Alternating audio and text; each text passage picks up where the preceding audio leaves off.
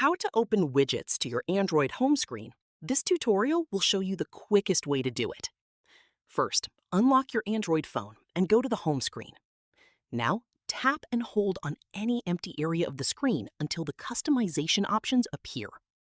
Next, tap on Widgets. Here, you'll see a list of available Android widgets from different apps installed on your device.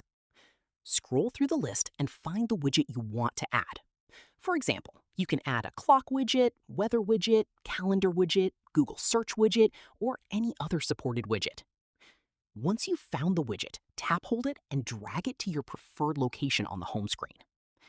After placing the widget, you may see additional customization options, depending on the app. Adjust the settings, simply return to the home screen.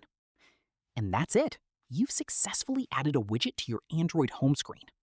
You can repeat the same process to add more widgets and customize your Android phone exactly the way you want.